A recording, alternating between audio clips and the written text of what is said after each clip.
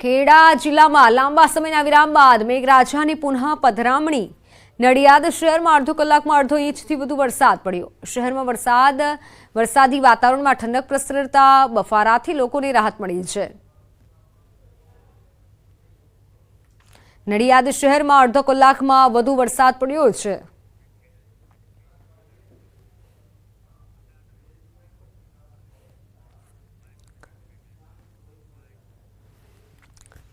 તો ખેડા જિલ્લામાં વરસાદી માહોલ જામ્યો છે। નડિયાદ શહેરમાં અડધો ઇંચ વરસાદ પડ્યો। શહેરમાં વરસાદ વરસતા ઠંડક પ્રસરતા ભારે બફારાથી લોકોને રાહત મળી। નડિયાદ શહેરમાં અડધો કલાકથી વધુ સમય સુધી વરસાદ નોંધાયો। નડિયાદ શહેર સહિત આસપાસના વિસ્તારોમાં પણ વરસાદ પડ્યો। નીચાણવાળા વિસ્તારોમાં વરસાદી પાણી ભરાયા હોય તેવી પરિસ્થિતિ સર્જાઈ। ફોનલાઈન પર સંવાદદાતા ઉમંગ જોડાઈ ચૂક્યા છે। ઉમંગ, અત્યારે ખેડા પંથકમાં કેવો વરસાદ છે? ચોક્કસથી મિત્ર વાત કરવામાં તો લાંબા સમય બાદ ખેડા જિલ્લામાં મેઘરાજાની પુનઃ પધરામણી થઈ। આજે નડિયાદ શહેરમાં વહેલી સવાર બાદ બપોરે 1 વાગ્યાના આસરામાં ફરી મેઘરાજા વરસ્યા હતા। વાત કરવામાં આવે તો અડધો કલાકની અંદર અડધો ઇંચથી વધુ વરસાદ પડ્યો હતો। નડિયાદ શહેરના જે નીચાણવાળા વિસ્તારો છે, શ્રેયસ ગન્નાળુ છે, ખોડિયાર ગન્નાળુ છે, રબારી કોલોની છે સહિતના વિસ્તારોમાં પાણી ભરાવાની પણ સમસ્યા જે દર વખતે થતી હોય તે જોવા મળી હતી। પરંતુ ચોક્કસથી મિત્ર કહી શકાય કે આ વખતે ખેડા જિલ્લાની અંદર જે વરસાદ ઓછો પડ્યો છે જેના કારણે ખેડૂતોમાં ક્યાંક ને ક્યાંક ચિંતા છે। જે અડધો કલાક વરસાદ પડ્યા બાદ ઉઘાડ કરતા ભારે તાપ કરતા પાછો જે બફારો હતો તે જોવા મળ્યો હતો, પરંતુ જે વરસાદ પડવાથી જે લોકોને બફારાથી રાહત મળ્યો તેવું ચોક્કસથી મિત્ર કહી શકાય। બિલકુલ ઉમંગ, આભાર માહિતી બદલ। તો સમગ્ર રાજ્યમાં અત્યારે વરસાદી વાતાવરણ જામ્યું છે। દક્ષિણ ગુજરાતમાં વરસાદ જામ્યો છે। બીજી તરફ સુરતમાં અત્યારે નીચાણવાળા વિસ્તારોમાં વરસાદી પાણી ભરાયા છે જેથી વાહન ચાલકો અટવાયા હતા। તો અમરેલીમાં પણ અત્યારે ધીમી ધારે વરસાદ થઈ રહ્યો છે। તો એક તરફ ખેડામાં વરસાદના કારણે વાહન ચાલકો અટવાયા હતા। દક્ષિણ અને મધ્ય ગુજરાત માટે 2 દિવસ ભારે હવામાન વિભાગે ભારે વરસાદની આગાહી કરવામાં આવી છે। 2 દિવસ ભારે વરસાદની આગાહી કરવામાં આવી છે। દાહોદ અને છોટાઉદેપુર નર્મદામાં ભારે વરસાદની આગાહી।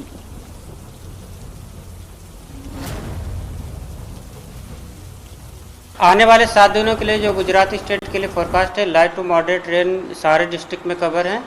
और वार्निंग की बात करेंगे तो वार्निंग के लिए आज जहां पर हैवी रेनफॉल की वार्निंग और साथ में अलर्ट जारी है वो डिस्ट्रिक्ट है दाहोद, छोटा उदयपुर, नर्मदा, भरूच, सूरत, नवसारी, वलसाड़, डांग, तापी, दमन और दादरा नगर हवेली, जहां पर हैवी रेनफॉल की वार्निंग और साथ में येलो अलर्ट जारी है। और कल की बात करेंगे डे 2 के लिए जहां पर हैवी रेनफॉल की वार्निंग और साथ में येलो अलर्ट जारी है वो डिस्ट्रिक्ट है दाहोद, छोटा उदयपुर, नर्मदा, भरूच, नवसारी, वलसाड़, डांग, तापी, दमन, दादरा नगर हवेली और साथ में सूरत डिस्ट्रिक्ट शामिल है। રાજ્યમાં વરસાદી માહોલ રહેશે। તો આજના દિવસે નર્મદા, ભરૂચમાં વરસાદની આગાહી કરવામાં આવી છે। આવતીકાલે સુરત અને ડાંગમાં વરસાદ થઈ શકે છે। હવામાન વિભાગે વરસાદ અંગે આગાહી કરી છે। વરસાદથી પાક નુકસાન અંગે ગૃહમાં ચર્ચા। પાક નુકસાન પર કૃષિ મંત્રીનું નિવેદન સામે આવ્યું। જૂનાગઢ, પોરબંદર, દ્વારકામાં વરસાદથી નુકસાન, તાત્કાલિક અસરથી નુકસાનીનો સર્વે કરાયો। સર્વેની કામગીરી પૂર્ણ થવાના આરે છે। સર્વે પૂર્ણ થયા બાદ નિયમ પ્રમાણે મદદ ચૂકવાશે। છેલ્લા 5 વર્ષમાં 7,242 કરોડની સહાય ચૂકવાઈ। એસડીઆરએફ મુજબ 5,148 કરોડની સહાય ચૂકવાઈ। સરકારી ભંડોળમાંથી 2,094 કરોડની સહાય ચૂકવાઈ છે। રાજ્યના 6,43,000થી વધુ ખેડૂતોને સહાય ચૂકવાઈ છે।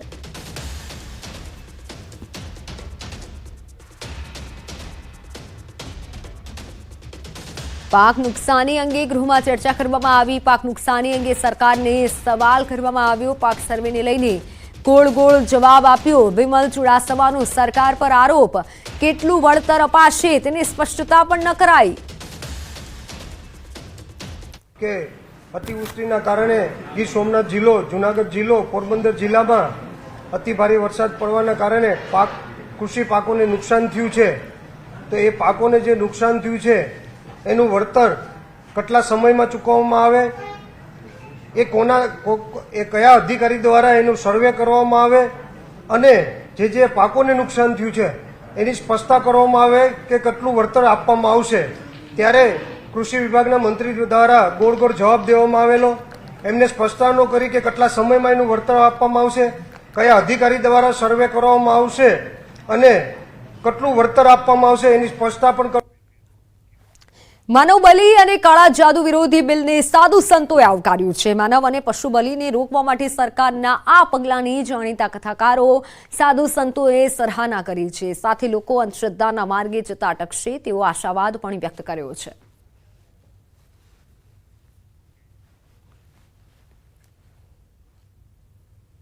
ઋગ્વેદની અંદર પણ વાત કરવામાં આવી છે, અનેક સંહિતાઓમાં વાત કરવામાં આવી છે. ભગવાન સ્વામિનારાયણે પણ શિક્ષાપત્રીમાં કહ્યું છે કે કોઈ પણ જીવ માત્રની હિંસા ન કરવી જોઈએ. આવશ્યક કાયદા ઘડવા જોઈએ અને જે ન માને અને જે હિંસા કરે એને આકરામાં આકરી સજા કરવી જોઈએ. કે માનવ બલિદાન અને જે અઘોર પ્રથા છે, કાળા જાદુ છે, એ બધું અટકાવવા માટેનો, નિર્મૂલન કરવા માટેનો જે વિચાર સરકારનો છે, એ કાયદો અને જે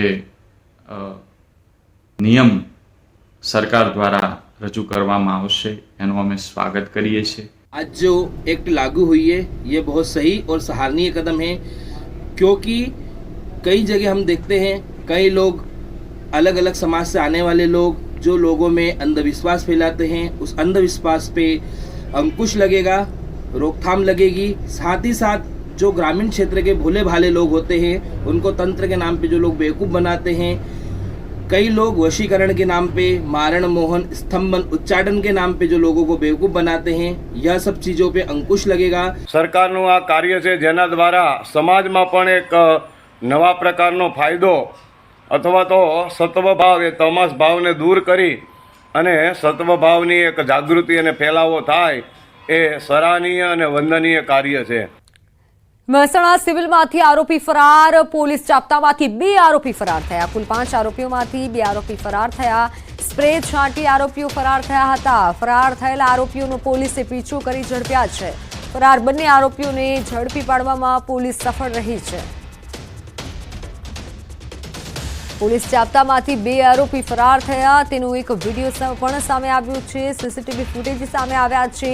જોકે ફરાર થયેલા આરોપીને પકડવામાં પોલીસ સફળ રહી છે. પોલીસે બંને આરોપીને ઝડપી પાડ્યા છે. સ્પ્રે છાંટી અને આરોપી ફરાર થયા હતા. હાલ તો પોલીસે આરોપી વિરુદ્ધ તપાસ હાથ ધરી છે, વધુ કાર્યવાહી હાથ ધરી છે. પરંતુ જે સમયે ફરાર થયા તેનો પણ એક વિડીયો સામે આવ્યો છે. ફૂટેજમાં જોઈ શકાય છે સ્પ્રે છાંટી આ બંને આરોપીઓ ફરાર થઈ રહ્યા છે. પોલીસ જાપ્તામાંથી 2 આરોપી ફરાર થયા હતા. હાલ મહેસાણા સિવિલમાંથી ફરાર થયેલા આરોપીને ઝડપી પાડવામાં આવ્યા છે. પોલીસે આરોપીઓ વિરુદ્ધ વધુ કાર્યવાહી હાથ ધરી છે. સ્પ્રે છાંટી આરોપીઓ ફરાર થયા હતા. ફોનલાઈન પર સંવાદદાતા કેતન જોડાઈ ચૂક્યા છે. કેતન, કઈ રીતે આરોપીઓ ફરાર થયા હતા? હાલ શું બધું વિગત?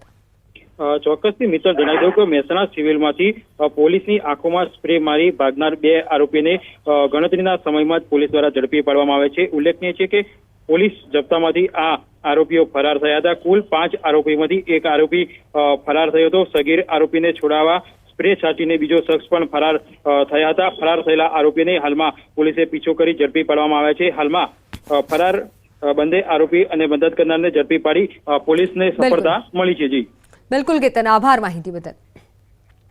વિદેશમાં જોવા મળતા મંકી પોક્સ વાયરસને લઈને અમદાવાદમાં સારવાર સિવિલ તંત્ર પણ સતર્ક થઈ ગયું છે. મંકી પોક્સ જેવા લક્ષણ હોય તો રિપોર્ટ કરવા PCR અને કીટ પણ તૈયાર કરી દેવામાં આવી છે. અને આ સાથે સિવિલ હોસ્પિટલમાં મંકી પોક્સ દર્દી માટે એડમિટ વ્યવસ્થા પણ કરી દેવામાં આવી છે. સાથે સિવિલ સુપ્રિન્ટેન્ડન્ટ કહી રહ્યા છે કે મંકી પોક્સ પ્રાણીઓમાંથી ફેલાતો વાયરસ છે, જેમાં ભારે તાવ, શરીર પર અસર, ફોલ્લા થવા જેવા લક્ષણો જોવા મળે છે, જે શરીરમાં પ્રવેશતા જ 20 થી 21 દિવસમાં દેખાય છે તેના લક્ષણો. આથી સતર્ક રહેવા માટે અપીલ કરવામાં આવી છે. મંકી પોક્સ જે છે એ બી અગેન સ્મોલ પોક્સ કેટરના વાયરલ ઇન્ફેક્શન છે જે એનિમલથી ટ્રાન્સફર થતા હોય અને હ્યુમન ટુ હ્યુમન પણ એ ટ્રાન્સફર થઈ શકતા હોય છે. માણસને હાઈ ગ્રેડ ફીવર, શરીર પર ખૂબ બધા ફોડકાઓ થાય અને જ્યારે એમ વાયરલ આપણા શરીરમાં ઘૂસે તો જનરલી એને એમ કહેવાય કે 20 થી 21 દિવસની અંદર એના સિમ્ટમ દેખાય અને 2 થી 4 અઠવાડિયા સુધી આ સિમ્ટમ ચાલતા હોય છે. By and large mild disease છે, પરંતુ ચોક્કસથી આપણે સૌએ સાવચેતી રાખવાની છે. કલકત્તામાં મહિલા ડોક્ટરના દુષ્કર્મ બાદ હત્યાથી